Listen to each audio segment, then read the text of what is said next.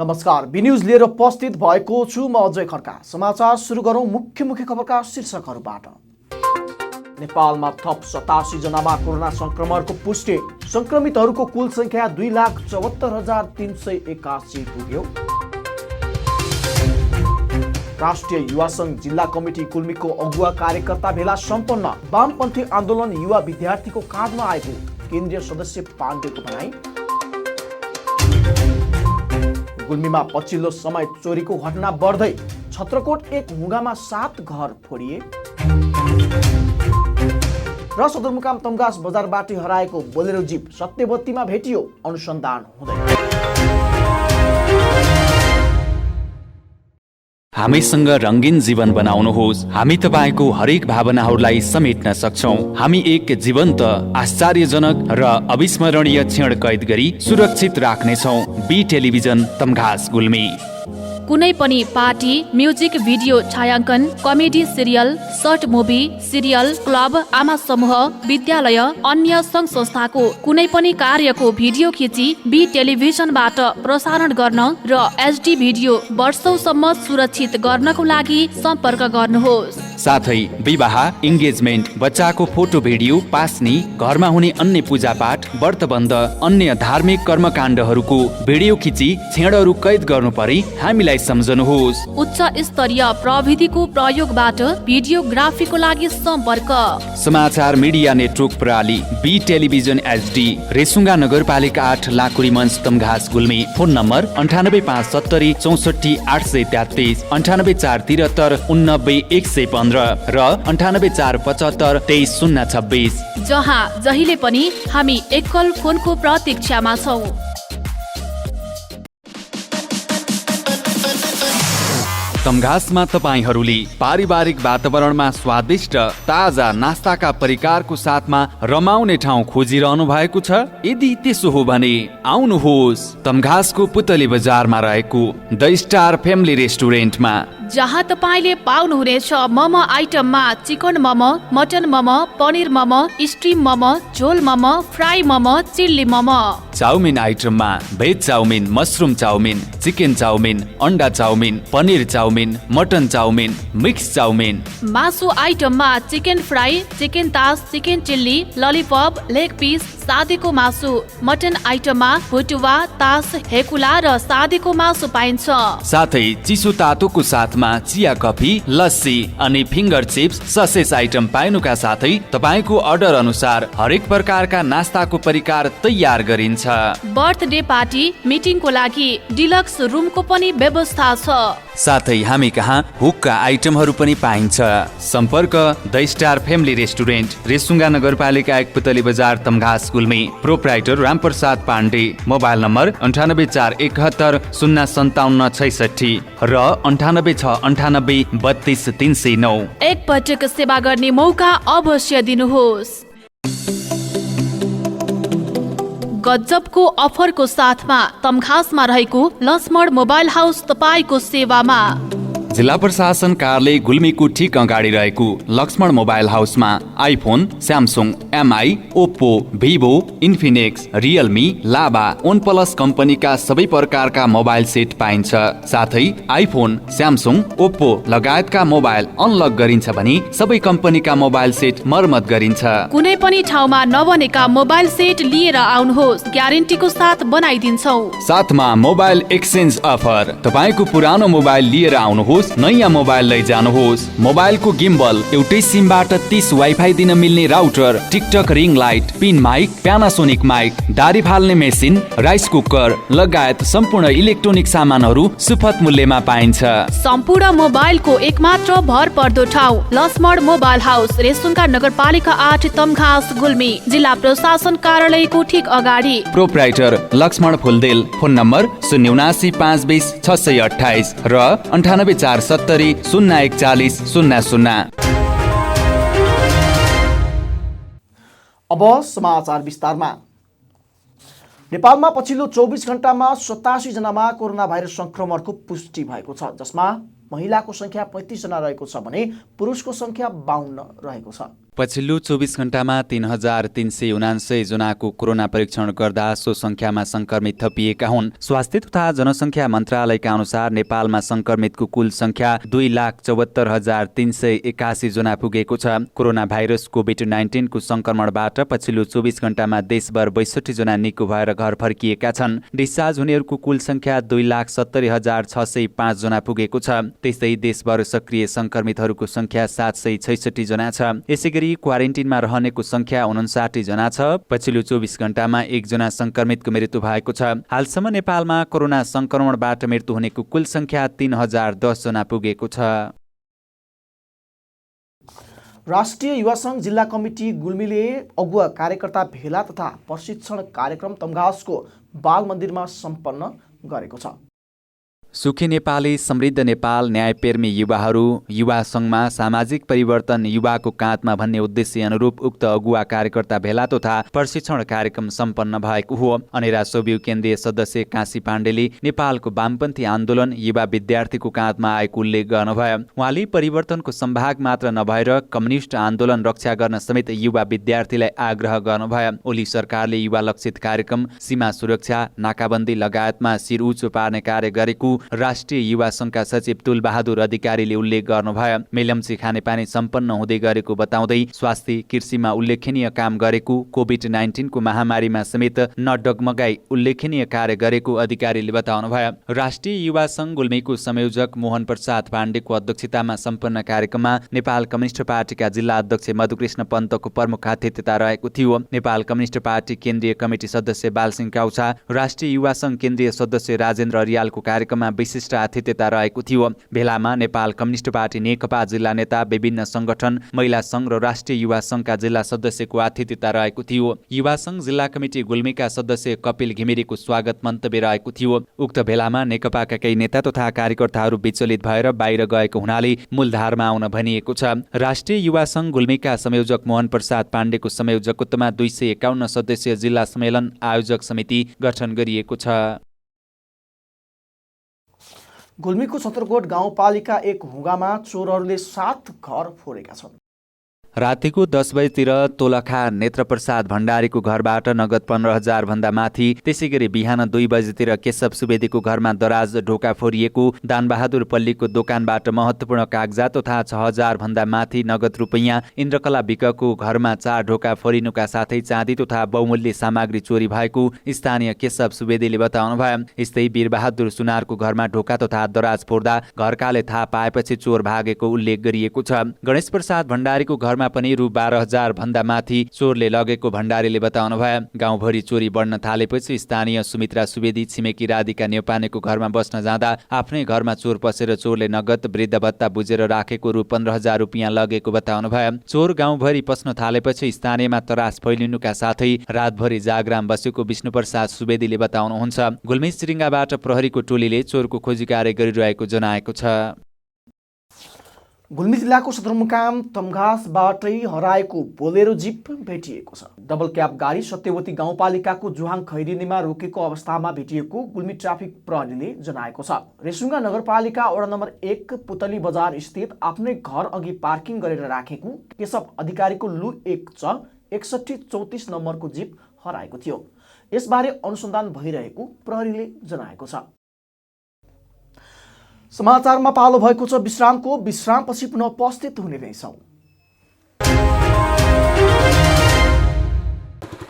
यात्राको क्रममा मोटरसाइकल तथा अटो बिग्रेर दुःख पाउनु भएको छ? अब दुःख पाउने दिन गए। तम्घासको ब्रदर वर्कसपमा तपाईले पाउनुहुनेछ मोटरसाइकल र अटो बिग्रेकै ठाउँमा मर्मत गर्ने सुविधा। ब्रदर्स वर्कसप रेसुङ्गा नगरपालिका 8 तम्घास बुढाथोकी बस पार्क माथि पेट्रोल पम्प मुनि।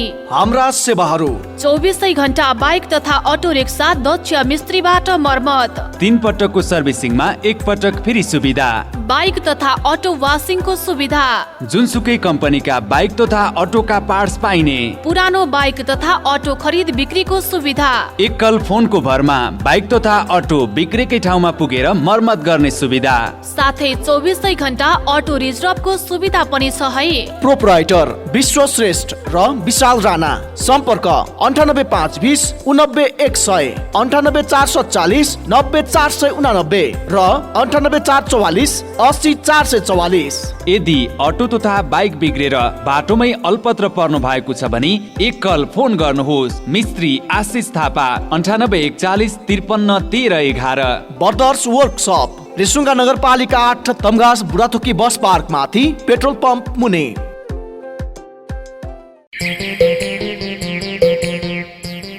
ओहो मित्र, आज त पैसाको बाहरै बाहर छ त।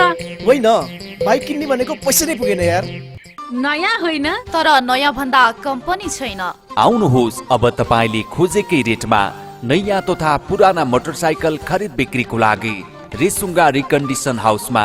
विभिन्न कम्पनीका मोटरसाइकल खरिद बिक्रीका लागि हामीलाई सम्झनुहोस्। सम्पर्कका लागि Resunga recondition, Tamghas, Gulmi. Phone number 98 671 79 976 र 98 472 66 136। एक पटक चलाएर त हेर्नुहोस्। के तपाईँ फलाम, स्टिल तथा आल्मुनियम सम्बन्धी सम्पूर्ण काम गर्ने वर्कसपको खोजीमा हुनुहुन्छ? यदि हुनुहुन्छ भने आउनुहोस्। Gagan grill metal aluminium workshop, Resunga नगरपालिका 1, उदिनढुङ्गा, जिप पार्क, गुल्मी। हामी कहाँ shutter, grill, channel gate, truss, fancy gate, fancy railing, desk bench लगायत फलाम, स्टिल तथा आल्मुनियम सम्बन्धी सम्पूर्ण काम गरिन्छ। एक पटक सेवा गर्ने मौका दिएर त हेर्नुहोस्। प्रोप्राइटर गणेश पाण्ड्य, सम्पर्क 079 520 952, 98 570 61 752 र 98 471 14 746। Gagan grill metal aluminium workshop, Resunga नगरपालिका 1, उदिनढुङ्गा, जिप पार्क, गुल्मी।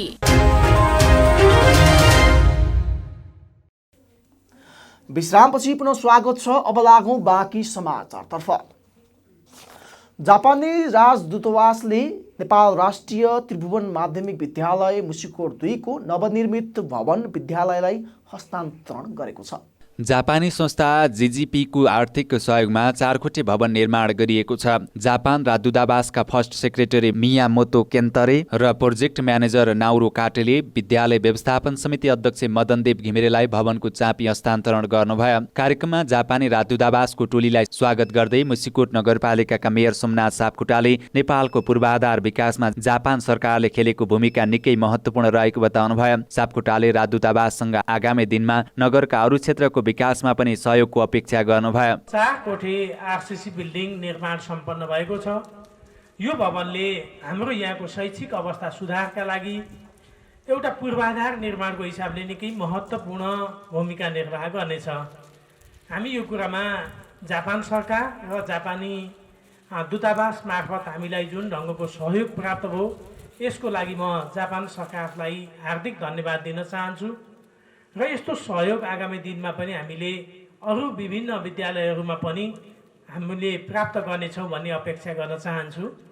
यो भवन 2075 फागुनमा न्यू लिजा कन्स्ट्रक्सनले 85,83,000 को लागतमा विद्यालय भवन निर्माणको सम्झौता गरेको विद्यालयका प्रधानाध्यापक सुरेन्द्र नेपालीले जानकारी दिनुभयो। नेपाल राष्ट्रिय त्रिभुवन माध्यमिक विद्यालयले आगामी वर्षदेखि कृषि प्राविधिक शिक्षा सञ्चालनको योजना बनाएको विद्यालय व्यवस्थापन समिति अध्यक्ष मदनदेव घिमिरेले बताउनुभयो। हामीले प्राविधिक शिक्षा, कृषि प्राविधिक शिक्षा अगाडि बढाउने भनेका छौँ र हामीले डकुमेन्टको काम अगाडि बढाएका छौँ। अब हामी आगामी वर्षदेखि यहाँ हामी प्राविधिक शिक्षा, कृषि प्राविधिक शिक्षा सुरु गर्ने हाम्रो लक्ष्य रहेको छ। मुसिकोट नगरमा नेपाल राष्ट्रिय त्रिभुवन माध्यमिक विद्यालयले पहिलोपटक कृषि प्राविधिक शिक्षा सञ्चालन गर्दैछ। 35 रोपनी जग्गा समेत प्राप्त गरेर प्राविधिक शिक्षाको कागजी प्रक्रियाको काम भइरहेको घिमिरेले बताउनुभयो। नेपाल मानव अधिकार संगठन लुम्बिनी प्रदेश परिषद बैठक तथा प्रशिक्षण कार्यक्रम तानसेनमा सम्पन्न भएको छ। कार्यक्रममा बोल्दै नेपाल मानव अधिकार संगठन केन्द्रीय अध्यक्ष महामुनीश्वर आचार्यले वर्तमान समयमा विश्वका सबै देशहरूमा मानव अधिकारको बहालीका प्रयासहरू भइरहेको बेला यसलाई एक राजनीतिक सवाल मात्र नभएर शिक्षाको अभिन्न अङ्गका रूपमा लिनुपर्ने बताउनुभयो। काम गर्ने दौरानमा हुनसक्ने प्रतिकूल प्रभावहरू मानव अधिकारका सन्दर्भमा पर्ने प्रतिकूल प्रभावहरूलाई न्यूनीकरण गर्न सकिन्छ। काम गर्ने सन्दर्भमा जानी या कहिलेकाहीँ नजानिकन पनि त्यस्ता खालका चाहिँ असरहरू पर्न सक्छन्। फेरि पनि विभिन्न निकायहरूबाट, सरकारी निकायहरूबाट, अरू व्यक्तिहरूबाट नेपाल मानव अधिकार संगठन केन्द्रीय महासचिव बिजुल विश्वकर्माले मानव अधिकार मानव जातिसँग सम्बन्धित भएको र मानव भन्नाले विश्व समुदायमा रहेका प्रत्येक सदस्यलाई जनाउने हुँदा मानव अधिकारको प्रत्यक्ष सम्बन्ध मानव जातिमा रहेको बताउनुभयो। आधुनिक समयमा विश्वभरिका मानिसहरू विभिन्न राष्ट्रका राष्ट्रिय सिमानाभित्र रही सम्बन्धित राष्ट्रको नागरिकको रूपमा रहेकाले विश्वका कुनै पनि राष्ट्रले विश्वभरिका मानिसहरूको लागि मानव अधिकारको सिर्जना गर्न नसकिने बताउनुभयो। तर अब अहिले त्यो त 1000 वर्ष 500 वर्ष पुरानो कुरा हो। त अहिले चाहिँ यसरी भएन। मान्छे भनेको चाहिँ यसरी चाहिँ एकले अर्कालाई मार्ने चिज होइन भन्ने कुराको सभ्यता संयुक्त राष्ट्र सङ्घको जन्म भइसकेपछि यसको आवश्यकता परेछ र संयुक्त राष्ट्र सङ्घ जन्मियो। त्यसपछि यसको 1948 मा यसको घोषणापत्र चाहिँ जारी गर्यो। लुम्बिनी प्रदेशका सांसद पूरण भद्राचार्यले मानव अधिकारलाई शान्ति र विकासको मूल आधारको रूपमा स्वीकार गरेको सन्दर्भमा उपरोक्त सुझावहरूलाई ग्रहण गर्दै संविधान, कानून र अन्तर्राष्ट्रिय प्रतिबद्धता अनुरूप आम नागरिकलाई मानव अधिकारको पूर्ण प्रत्याभूति दिलाई मुलुकमा भएको युगान्तकारी परिवर्तनको प्रत्यक्ष अनुभूति दिलाउनु आजको आवश्यकता र समयको माग रहेको बताउनुभयो। लुम्बिनी प्रदेशका सांसद वीरबहादुर राणाले मानव अधिकार आयोगका पदाधिकारी राजनैतिक भागभण्डाको आधारमा नियुक्ति गर्ने संस्कारको अन्त्य गरी योग्यता र क्षमताको आधारमा गर्ने परिपाटीको विकास गर्नुपर्ने उल्लेख गर्नुभयो। नगर प्रमुख अशोक कुमार साईले मानव अधिकार बिनाको आर्थिक विकास अमानवीय हुने र आर्थिक विकास बिना मानव अधिकार असम्भव रहेको बताउनुभयो। साईले मानव अधिकारका आधारभूत मूल्य मान्यताको संरक्षण सम्वर्धन गर्दै आर्थिक विकास गर्ने र मुलुकबाट गरिबी पछौटेपन हटाउन सकिने बताउनुभयो। तर हामीले जति कुरा उठाउँछौँ तर त्यो कुरालाई आफूले व्यवहार उठाउन नसकिरहेको जो अवस्था चाहिँ छ। समस्या यहाँनिर चाहिँ छ। कुरा धेरै ठुला कुरा उठाउँछौँ तर हामी साँच्चै त्यो कुरालाई हामीले कति हदसम्म आत्मसात गर्न सकेका छौँ कि छैनौँ। एकचोटि हामीले आफैलाई घोत्लिएर सोचौँ त।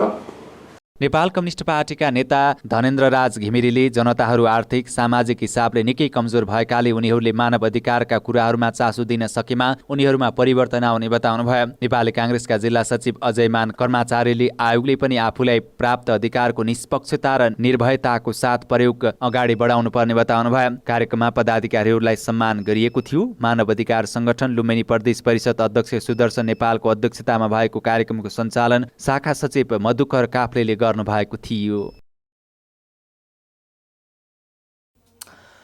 हामी समाचारको अन्त्यमा छौं तर बिदा हुनु पूर्व मुख्य खबरका शीर्षकहरू पुनः एकपटक। नेपालमा थप 87 जनामा कोरोना संक्रमणको पुष्टि। संक्रमितहरूको कुल संख्या 2,74,381 पुग्यो। राष्ट्रिय युवा संघ जिल्ला कमिटी गुल्मीको अगुवा कार्यकर्ता भेला सम्पन्न। वामपन्थी आन्दोलन युवा विद्यार्थीको काँधमा आएको केन्द्रीय सदस्य पाण्डेको भनाई। गुल्मीमा पछिल्लो समय चोरीको घटना बढ्दै। छत्रकोट एक हुँगामा 7 घर फोडिए र सदरमुकाम तमगास बजारबाट हराएको बोलेरो जीप सत्यवतीमा भेटियो। अनुसन्धान हुँदै।